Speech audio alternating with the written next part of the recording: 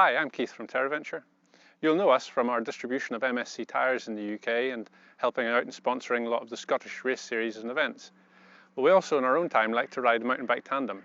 My wife and I have been racing for about 5 years and taking part in different events, and we checked our YouTube channel and we were shocked to see that one of our old videos from 10 Under the Bend in Fort William had attracted over 12,000 hits.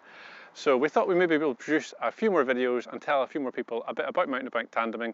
We would love to see the sport grow, and we'll start today with a bike check. This is an absolute beast of a mountain bike tandem. It has 160mm travel at the front and the back. It's designed for proper all-terrain mountain biking.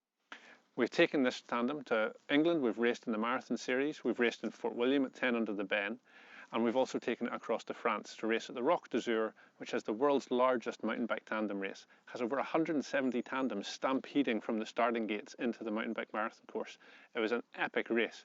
But we've got some other races we want to do, some exciting things coming up next year, and we need to make a few tweaks to this tandem to do that. This tandem is called a MSC Zion. It's manufactured by MSC based in Barcelona. The fork that comes stock on the bike is a 160mm travel RockShox pike. It's been fantastic and it's seen us through some amazing races, but it's time for us to swap this out to something a little bit bigger to cope with what we want to do. Part of what's special about this tandem is it comes with what's called a freedom rotation crankset. It means that there's actually a clutch in here that allows the front cranks to turn. That means we can pedal independently, but we're still providing the same power. So if I see an obstacle ahead, I can adjust my pedals to negotiate it, and Lindsay can keep pedaling. It gets us a little bit further. It's also really handy when it comes to switchbacks, and that means that I can turn the handlebars so that they almost come into my knee, and I can't pedal, but she can continue pedaling to get us around the corner. And in truth, Lindsay's the one that gets us up a lot of those tight switchbacks. The front position in the tandem is known as the captain's or the pilot's seat. On the pilot's seat post, there's a specialised stem which allows the location of the stoker's handlebars. This means that they've got a bit of flexibility as to the height and the positioning of the handlebars. Coming back, we have the full suspension rear shock, and then coming down you can see where we have the twin chain rings which allow the drive from the front to combine with the drive from the stoker and come back to the rear derailleur. For the group set in the tandem, we've chosen a 1x drivetrain using an 11-speed XT setup with a long cage derailleur. It gives us a wide range of 11 to 50, and that helps us with getting up the climbs. We tend to find that with our added weight on the tyres we have an exceptional grip, so we can still get up some really deceptively steep climbs. Tyre selection for the tandem is really important. You need a good volume tyre because you're going to be hitting a lot of bumps and you've got a lot of weight. The bike and us combined weighs over 185 kilos. That's putting a lot of pressure on the tyre. So we've got an MSC gripper running up front, going for maximum grip, big chunky side treads, loads of traction. We've done a lot of different events on the tandem so far. Cross-country, marathon and endurance 10-hour racing up at Fort William. So we want a new challenge. So we're teaming up with Muckmedden Events at their Fair City Enduro coming up in October. It's a fancy dress Halloween Enduro. It's also an EWS qualifier, and if you are going too slow on the day, you might get caught by us because we're going to be the Reaper Wagon. To help us get around even one of the Enduro stages, we're going to need to make a few changes to this bike. We're going to need to raise the front end up a little bit. We want to stop having any rock strikes, we want to protect the down tube, and we want to have a little bit more soft travel and a newer fork. So we've spoken to the guys at SRAM, an amazing deal. We've got a brand new RockShox Lyric that's going to be going on the front of this bike, so we can't wait to get that on. But when we were deciding what we were going to do, we did a little test. We took a 29-inch pike off of one of our other bikes in the shed.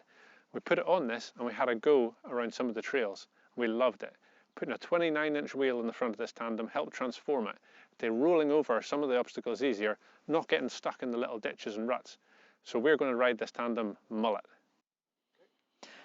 This bike is honestly the most fun that you can have on two wheels. We absolutely love it.